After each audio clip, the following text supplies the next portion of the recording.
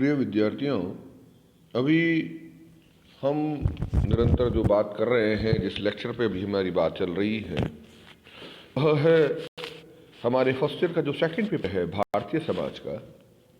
उस भारतीय समाज के संदर्भ में कुछ पुरानी व्यवसायों पर हमारी चर्चा चल रही है, जिसमें पुरुषार्थ पर हम डिस्कस कर रहे हैं। इससे पहले वाले लेक्चर में मैंने पुरुषार्थ के जो प्रमुख प्रकार हैं उसमें धर्म और अर्थ के बारे में बात की थी।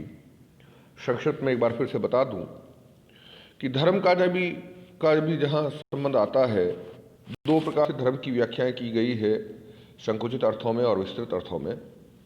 विस्तृत अर्थों में धर्म की जहां पर बात आती है, वहां पर धर्म जो है उद्धृत धातु यानी कि धारण करने से संबंधित है कि जिस व्यक्ति ने जो कार्य अपना लिया, उसका जो कर्तव्य है, उसका जो कर्म है, वही उसका धर्म हो जाता है।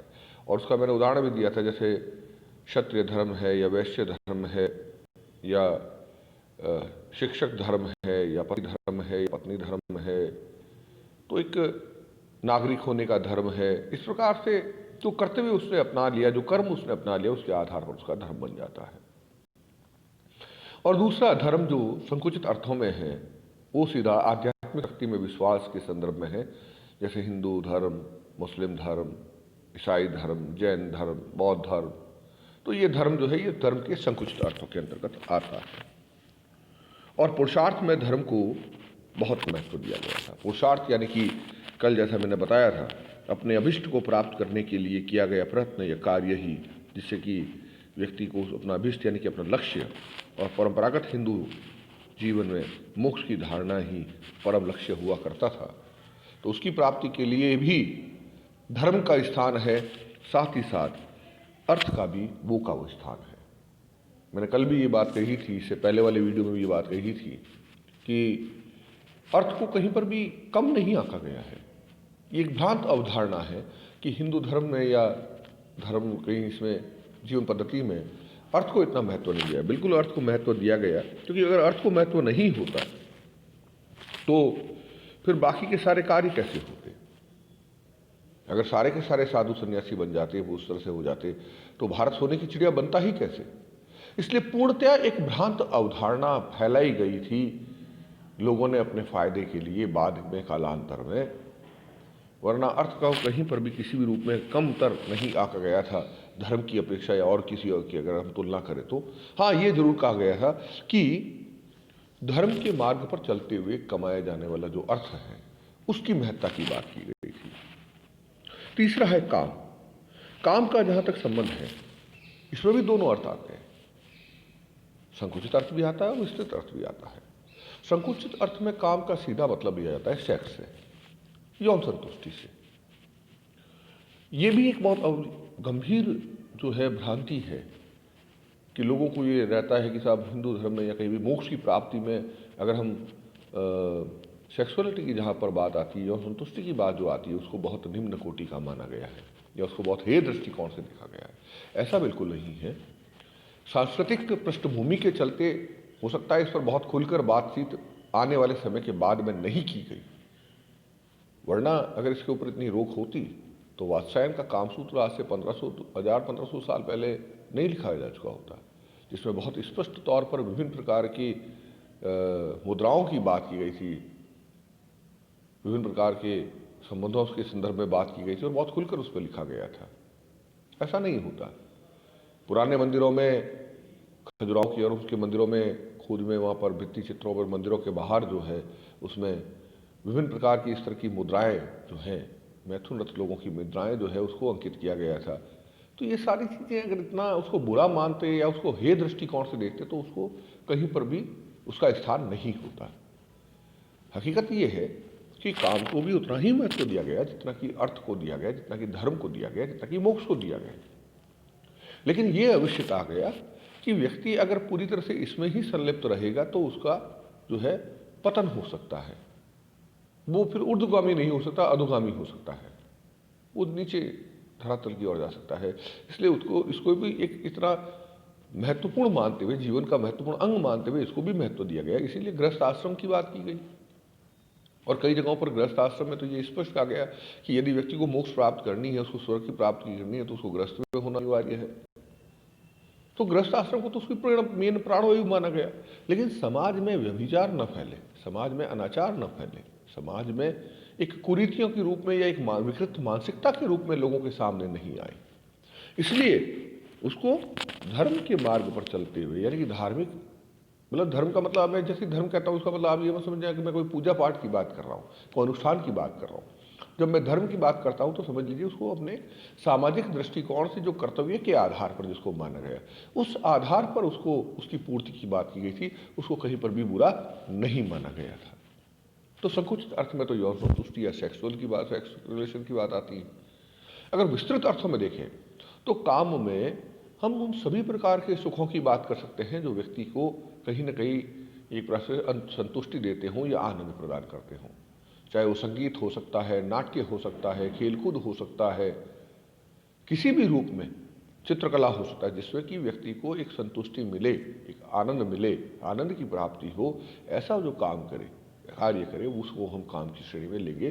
तो दोनों ही रूप में देखिए, संकुचित अर्थों में भी उसको उतना ही महत्व दिया गया और विस्तृत अर्थ में भी उसको महत्व दिया गया। तो धर्म, अर्थ, काम और चौथा है मोक्ष। अब मोक्ष लक्ष्य भी है और मोक्ष साधन भी है। लक्ष्य यानी कि मंजिल है और साधन यानी कि हमारा टूल है, यानी कि जिसके माध्यम से हम उस मंजिल तक पहुंचेंगे। साधन और साध्य, साध्य यानी कि लक्ष्य, जिस मंजिल पर हमें पहुंचना है, और साधन जिसके माध्यम से हम वहां जा रहे हैं। जैसे मान लीजिए आप बीए फर्स्ट ईयर में आते हैं, आपका लक्ष्य है बीए करना, साधन क्या है?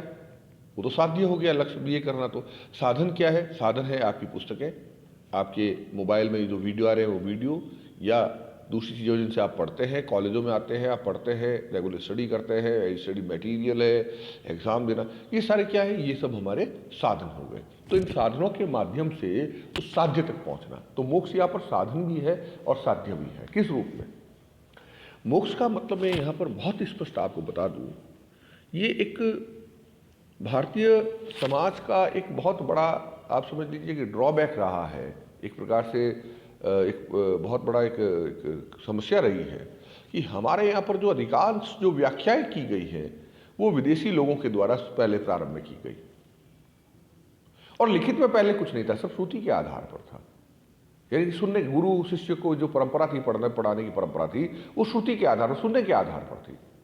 तो उस सुनने के आधार पर धीरे धीरे उसमें लोगों ने अपनी तरफ से कई उसमें चीजें डाल दी, और बाद के कालों में उन विदेशी लोगों ने जब उनकी व्याख्याएं की तो उसको पूरी तरह से समझ नहीं पाए और उन्होंने उल्टी सुल्टी व्याख्याएं कर दी, और हमने, हमारे जो इतिहासकार हैं, जो व्याख्याकार हैं, वो उसी को पकड़कर बैठ गए। मोक्ष में कहीं पर भी जीवन से भागने की बात नहीं की गई थी, स्वर्ग नरक की बात नहीं की गई थी। मोक्ष का यहां पर बहुत स्पष्ट तौर पर कहा गया कि मोक्ष एक ऐसी जीवित अवस्था, व्यक्ति की जीवित रहते हुए एक ऐसी अवस्था है जिसमें वो सुख को सुख न माने और दुख को न दुख माने, उसको एक खेल की तरह जीवन को ले, उसका आनंद भी ले पूरा। खेल में जैसे अपन खेलते हैं, अब जैसे मान लीजिए बात आती है भारत और अभी क्रिकेट का मैच चल रहा है ऑस्ट्रेलिया का, कि इंडिया और ऑस्ट्रेलिया खेल रहे थे, अब इंडिया हार गई, ऑस्ट्रेलिया जीत गई, या ऑस्ट्रेलिया जीत गई, इंडिया हार गई, या इंडिया जीत गई, ऑस्ट्रेलिया हार गई। अब वास्तव में इसमें क्या इंडिया ऑस्ट्रेलिया के देश खेल रहे हैं क्या? इनकी टीमें खेल रही है, वो एक खेल है, उसमें कोई जीत रहा है, कोई हार रहा है, उससे क्या कोई देश हार रहा है क्या? देश के लोग हार रहे हैं क्या? उसी प्रकार से मोक्ष के संदर्भ में भी लोगों का यही कहना था, उन विचारकों का, उन मनुष्यों का यही कहना था कि आप उस जीवन को भी एक खेल के रूप में लें, बहुत इन्वॉल्वमेंट के साथ में खेलें, बहुत गंभीरता के साथ में इसको खेलें, लेकिन इसमें यह ना सोचें कि यही अंतिम सत्य है।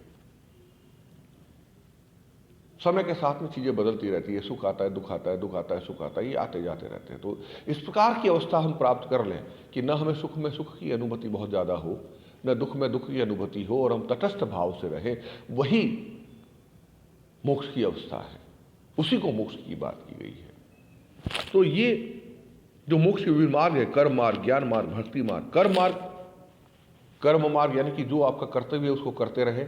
जब आप निष्काम भाव से कर्म करेंगे, निष्काम भाव का कर्म क्या होता है? कभी बगैर किसी भाव के तो हम कोई कर्म कर ही नहीं सकते। आज अगर मैं टीचिंग कर रहा हूँ, पढ़ा रहा हूँ, तो निश्चित तौर पर उसके लिए मुझे ये भाव है कि कहीं ना कहीं मुझे इसके बदले में कुछ अर्न होगा, पैसा मिलेगा। आप लोग पढ़ रहे हैं तो आपको लग रहा है कि भाई इसको पढ़ेंगे, हमारे पास होंगे, डिग्री मिलेगी, डिग्री मिलने के बाद में हम अपने कहीं न कहीं आर्थिक उत्पादन में लगेंगे। तो कोई भी कर्म बगैर भाव के कैसे हो सकता है, निष्काम भाव से कैसे हो सकता है? तो इसके पीछे तर्क ये है कि हमारा जो निहित कर्तव्य है, जैसे एक शिक्षक के रूप में मुझे पढ़ाना है, मैं नियमित रूप से अपनी कक्षा पढ़ाता हूँ, अपना काम करता हूँ, ये करता हूँ, ये निष्काम भाव से किया गया कर्म है। मैं पिता की भूमिका में अपने बच्चों का निर्वाह पालन पोषण करता हूँ, पुत्र के रूप में अपने माता पिता की सेवा करता हूँ। तो ये सारे जो भी काम मैं करता हूँ, ये सारे के सारे अगर मैं निश्चित तौर पर कर रहा हूँ या व्यवस्थित तौर पर कर रहा हूँ, तो ये निष्काम भाव से किए गया कर्म है, जो कि मुझे कर्म से बंधन से नहीं बांधता है और अंत में उससे मोक्ष की स्वतः ही प्राप्ति हो जाती है। मैंने कल भी कहा था कि हिंदू जीवन पद्धति को इस प्रकार से बनाया गया था कि आपको एक्स्ट्रा एफर्ट कुछ भी करने की आवश्यकता नहीं थी और व्यक्ति स्वतः ही अपने जीवन के उच्चतम लक्ष्य यानी कि मोक्ष के स्थान को प्राप्त कर लेता। समस्या आई इन चीज़ों में अपनी विचारों को डालने से, अपने नियमों को डालने से, उससे ये सब सारी समस्याएं शुरू हुई थी। तो कर्म मार्ग है, ज्ञान मार्ग की मैंने बात की ही कि हम ऐसी अवस्था में पहुंच जाए जहां पर हमें तटस्थ भाव रहे, न दुख में बहुत दुख की अनुभूति होती हो, न सुख में सुख की अनुभूति होती हो, वो ज्ञान मार्ग है। और तीसरा मार्ग जो है वह भक्ति मार्ग है, जो कि आध्यात्म से जुड़ा हुआ है। अगर उस मार्ग से हम जुड़े तो उसे भक्ति मार्ग कहते हैं और तीनों ही मार्गों के माध्यम से हम मोक्ष की प्राप्ति कर सकते हैं। अब ये यहाँ पर हमने प्रकारों की बात कर ली, पुरुषार्थ के प्रकारों की बात कर ली। अब हम पुरुषार्थ के समाजशास्त्र के महत्व की बात करते हैं कि मूल बात क्या है कि हम इन सब चीज़ों को क्यों पढ़ रहे हैं। कि परंपरागत समाज, क्योंकि समाज में एक बात आप समझ लीजिए, फर्स्ट ईयर में है अभी से इस बात को समझ लीजिए, हमारे आसपास सोसाइटी में, समाज में जो भी बातें चलती है, जो भी बातें हैं, जो भी नियम हैं, जो भी कार्य के तरीके हैं, जो भी विचार है, वो तभी विद्यमान है जबकि वो समाज को कहीं ना कहीं फायदा पहुंचाते हो। यदि वो समाज को फायदा नहीं पहुंचाते हो तो धीरे धीरे वो लुप्त प्राय से हो जाते हैं, लुप्त हो जाते हैं।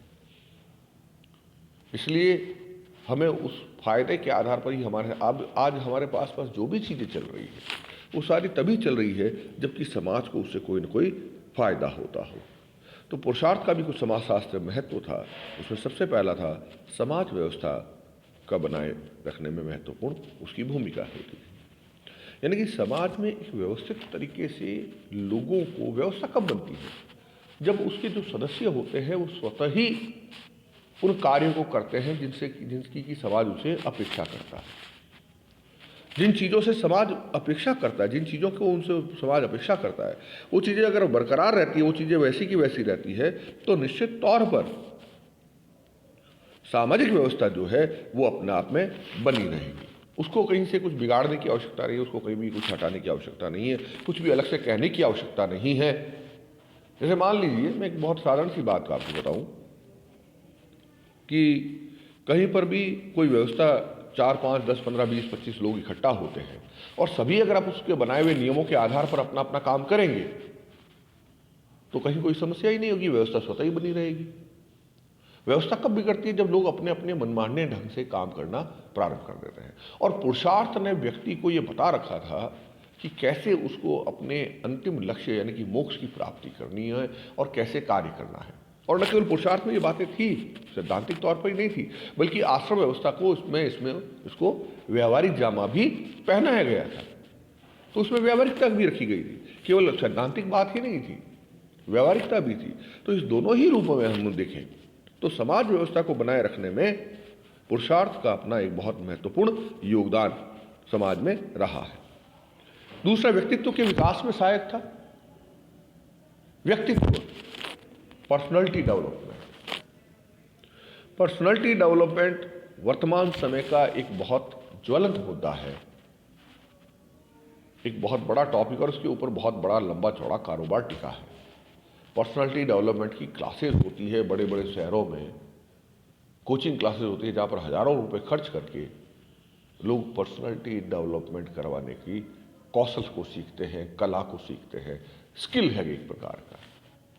क्या है व्यक्तित्व, जिसको हम व्यक्तित्व कहते हैं। अगर उसको डिटेल में हम जाएंगे, मनोवैज्ञानिक तौर पर जाएंगे, तो बहुत सी चीज़ें आ जाएगी, केवल शरीर ही नहीं और भी बहुत सी चीज़ें उसमें जुड़ जाएगी। उस पर हम कल चर्चा करेंगे। आज के लिए इतना ही काफ़ी है। धन्यवाद।